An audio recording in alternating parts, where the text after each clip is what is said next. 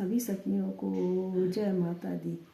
ओम भूर्भुवः स्वः तस्वितुर्वरेण्यं भर्गो देवस्य धीमहि धियो यो नः प्रचोदयात्। ओम शांति शांति शांति। आज मैं सभी सखियों को परम पूज्य गुरुदेव की पत्रिका अखंड ज्योति के माध्यम से कुछ अच्छी बातें बतलाने जा रही हूँ, जिसका शीर्षक है भाव से करें भगवान की पूजा। कहते हैं जो पूरी सृष्टि है ईश्वर की बनाई हुई है, ईश्वर की ही देन है।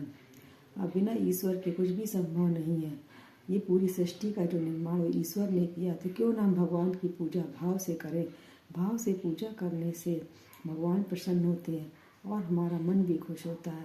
कहते हैं जरूरी नहीं है कि हम सभी सामग्रियों को इकट्ठा करके भगवान की पूजा करें, भाव से ही भगवान खुश हो जाते हैं। बस भाव सच्चा होना चाहिए। कहते हैं कि तभी तो भगवान ने सबरी के झूठे बेर खाए थे, क्योंकि उसके अंदर भाव था। भाव के कारण ही उन्होंने सबरी के झूठे बेर खाए थे और नवधा भक्ति उनको उसको प्रदान की थी।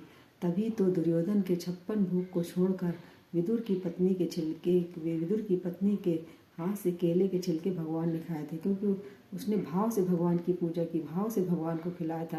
कहते भाव से पूजा करने से भगवान की एक हमको अलग शक्ति प्राप्त होती है और मन प्रसन्न होता है।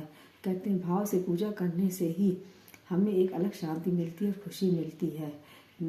परम पूज्य गुरुदेव भी कहते हैं कि भाव से पूजा करने से हमारे अंदर एक देव शक्ति हमको मिलती है। इसलिए हमें भगवान की पूजा जो है भाव से करनी चाहिए, न कि विधि विधान या बहुत सारी सामग्रियों से। बस भगवान की पूजा करने में हमारा भाव सच्चा होना चाहिए। भाव से अगर हम भगवान की पूजा करेंगे तो भगवान हमारी पुकार सुनेंगे और हमारे सारे कष्टों को दूर करेंगे। इसलिए भगवान की भाव से पूजा करनी चाहिए। आज के लिए सखियाँ इतना ही काफ़ी। एक बार गायत्री मंत्र।